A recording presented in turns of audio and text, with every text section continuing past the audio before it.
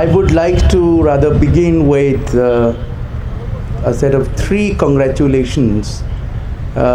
First of all is obvious, to organize this meeting at such an important juncture, at the eve of the Republic Day.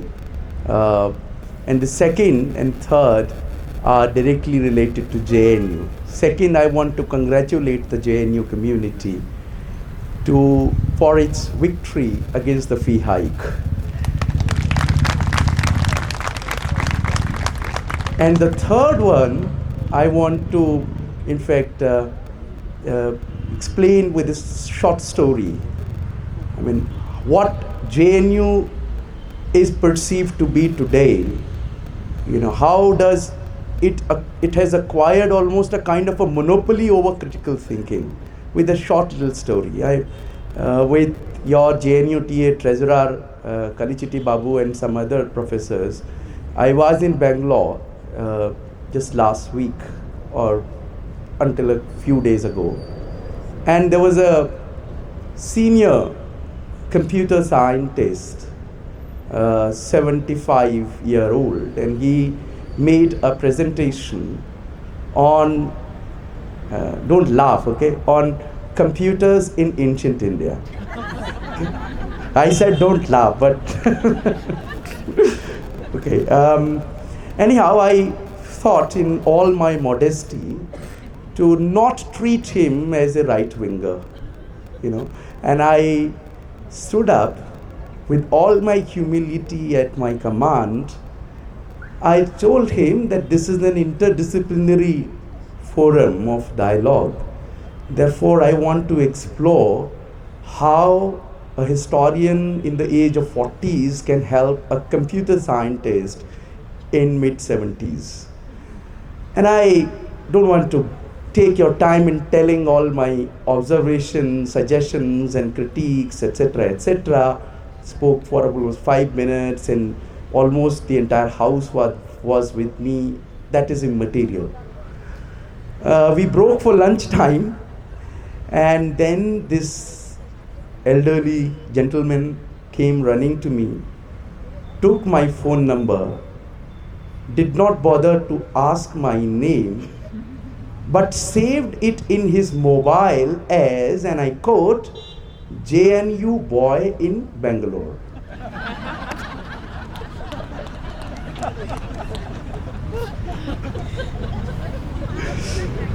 Okay, I'm not Jaspal Bhatti who won't laugh after giving you such jokes, okay, so bear with me. One more thing because this is something which is all around us today, the protests and women's participation, rather leadership in those protests. Whatever has been said, I want to just add one more dimension to it. And this is what I told to a public meeting and the interview thereafter organized in Delhi University yesterday by Pinjara Tod people.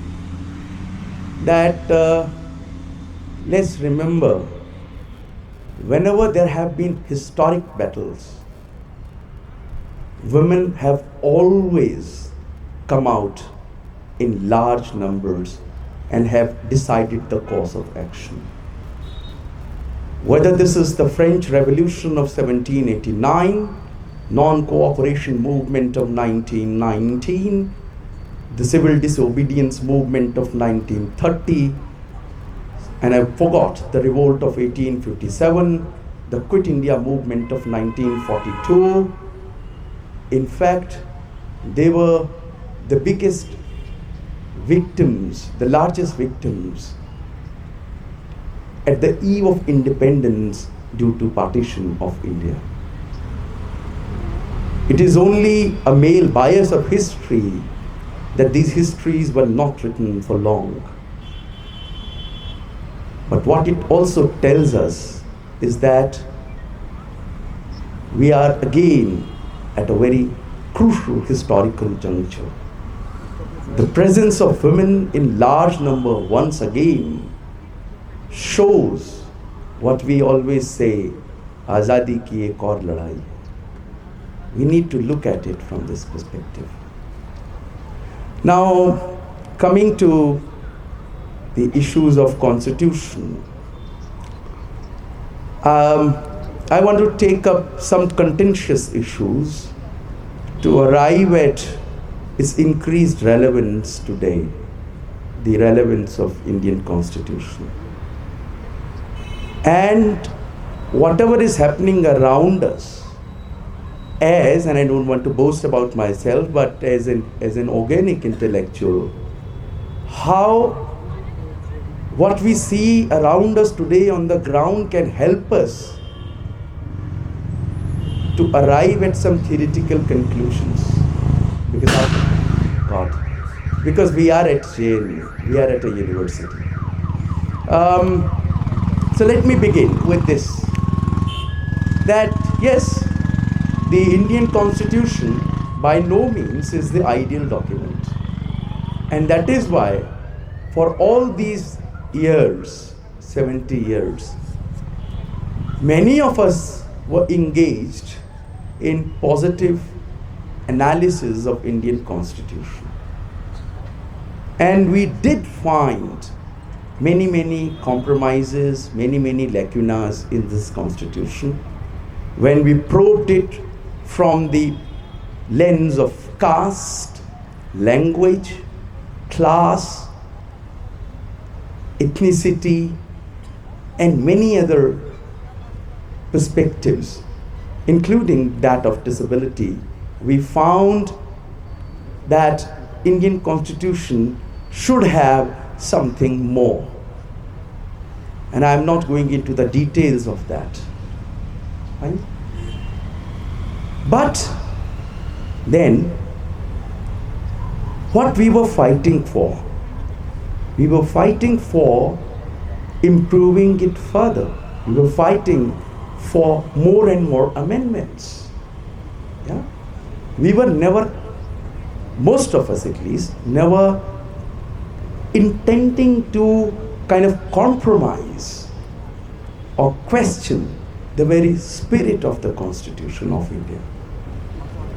We knew it for sure that Indian Constitution is at best a document that we gave to ourselves after arriving at some consensus after negotiations, right? But then, using our researches, they can't do these researches, by the way. Who are they? You know who are they. Okay? So they can't do these researches. So using our constructive researches, they began arguing that Indian Constitution is useless and therefore replace it, and that is why they constituted that, what was that called? Venkatachalaya Commission, the NDA one. Maybe with Manusmriti or whatever compilation of Hindu Dharma Shastra that they can think of. And they told us that because this is a Western document, and they picked up this idea from many of our researchers, our friends, our scholars, showing, for example, what was taken, from the Government of India Act of 1935, etc., etc. Fine. What we need to realize at this juncture, first of all, is that this is a false pride that what is Western and what is Eastern. On top of everything is, after all, humanity. It is undivided. Citizens may be divided, but humanity is not divided. Moreover, what we find is that at least there are more fundamental sections of this constitutions, the directive principle as well as the part 3, the fundamental rights, and many other parts which could not have been conceivable in any other context other than that of India. And there lies the spirit of the Indian Constitution. What we also need to realize at this juncture is the importance of the directive principles, as one of the speakers have already spoken about it, and I want to build further on that. The directive principles and the fundamental rights, to say the least, represent the legacy of many of those people's struggles who were fighting not only against colonialism, capitalism, etc., but also in dialogue with each other.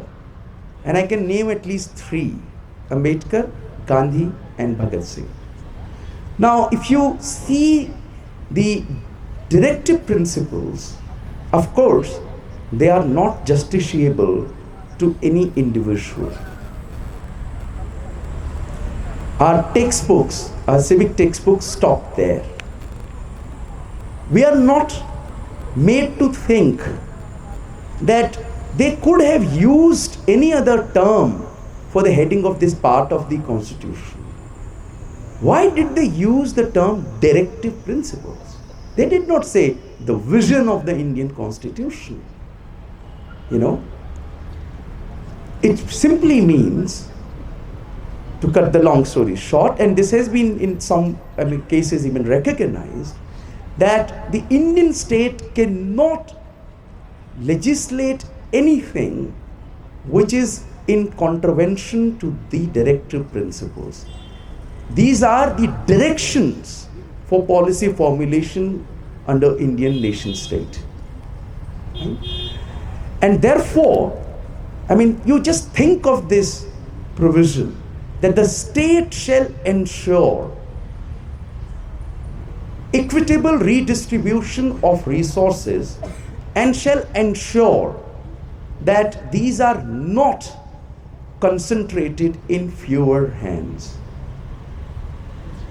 Using this, our judiciary could have turned down many of those legislations, labor laws, educational policies, etc., which have been instrumental in augmenting inequality in our society.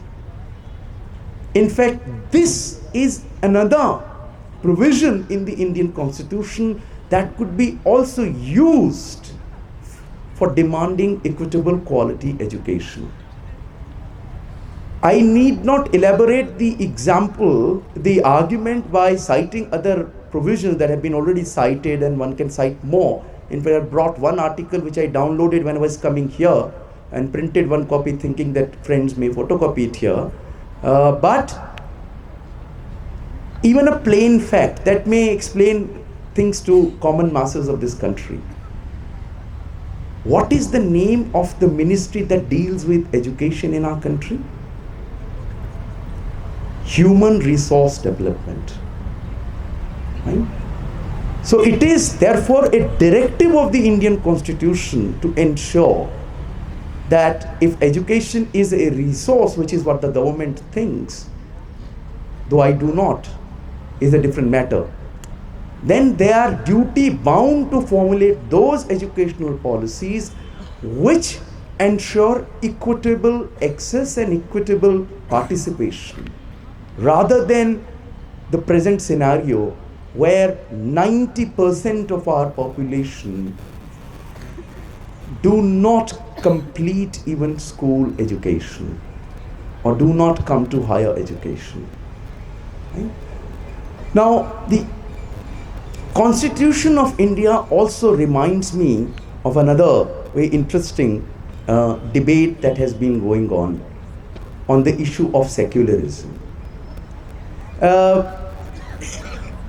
Many of us would know the debate that started in 1959 with D.A. Smith's work, I think 1959 that was, and then many others participated, Ashish Nandi, Partha Chatterjee, many others, right?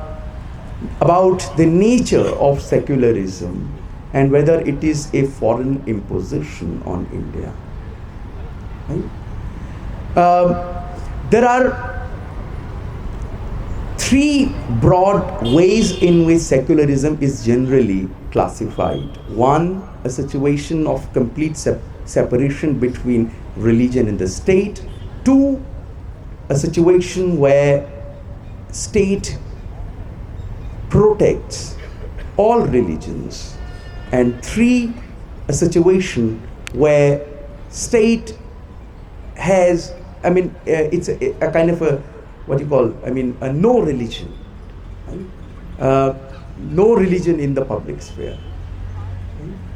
Now, what we actually need to notice here is, first of all, that if you look at, and I don't have the time to elaborate, but if you look at the 19th and the 20th century situation in India, late 19th and early 20th century colonial period, the British imperialism evolved a policy of secularism, not something that they brought with them and imposed on India. And I can give many, many examples, but I won't. But this evolved in response to many, many contestations. The perception that colonial state is English and is promoting Christianization, in order to kind of meet that challenge from different quarters, they adopted a certain policy, which was then further modified under Indian Constitution and subsequent legislations, wherein now state recognizes religious freedom. State in a way maintains also equal distance from all religions, right? It's a very different kind of a paradigm. State also intervenes in religious matters, but only, and I'm again glossing over the examples, but you can think of marriage law reforms and caste reforms, etc., issues that are although connected with religions, but only to the degree that they positively enhance civic rights of Indian citizens, right? Therefore, to deny secularism, and that is what that BJP spokesperson, what is his name? Rakesh Sinha. He and his cohort keep saying on all television channel with loud voice, allowing no dissenting voice to be heard, right? Forgetting this entire history and the complexity, right?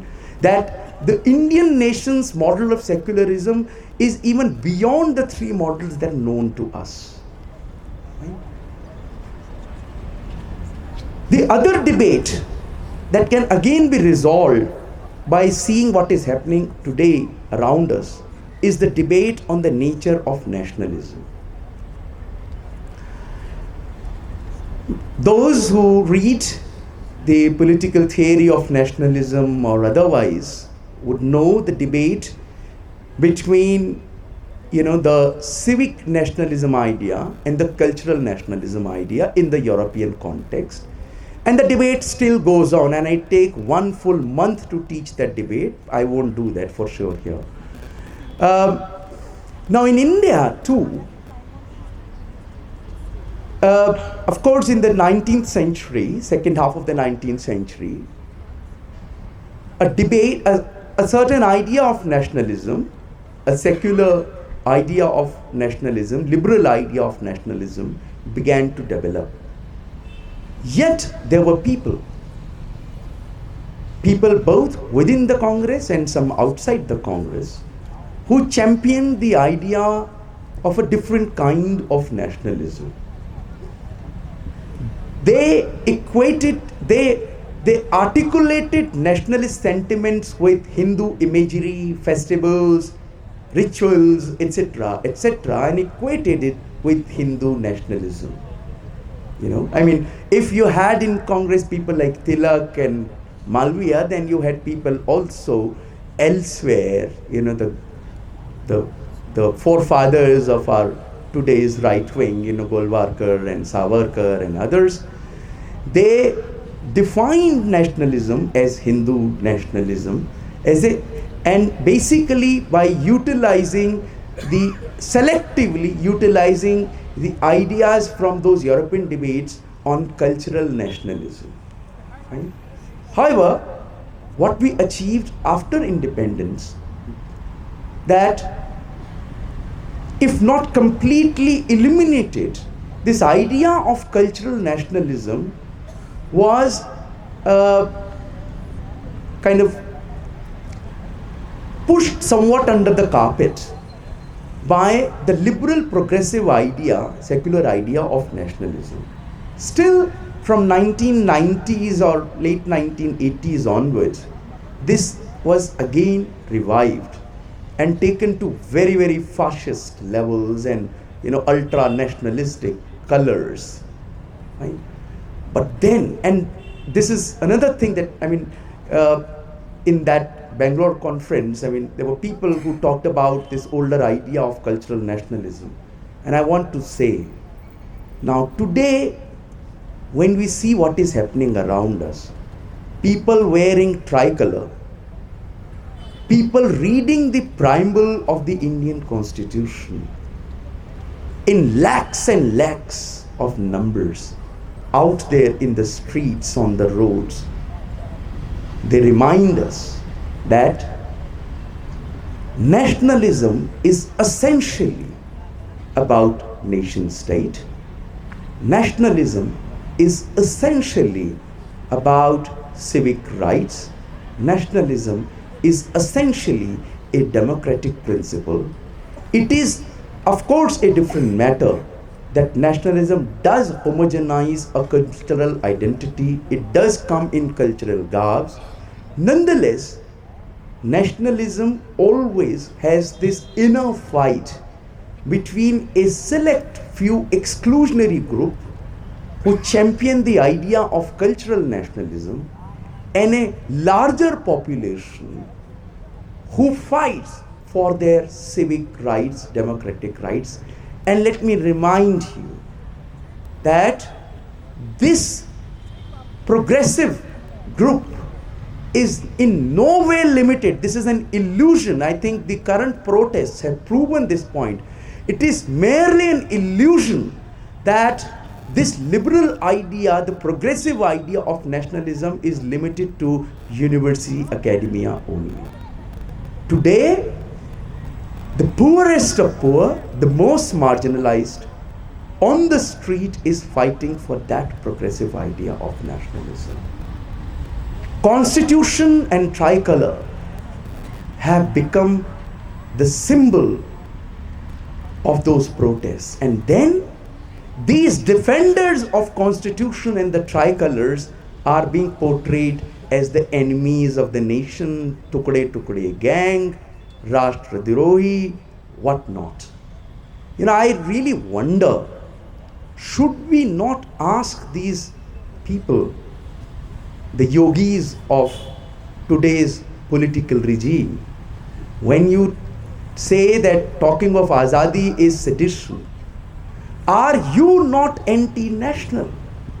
Because it is this, it is this Indian Constitution which gave us the fundamental right to expression,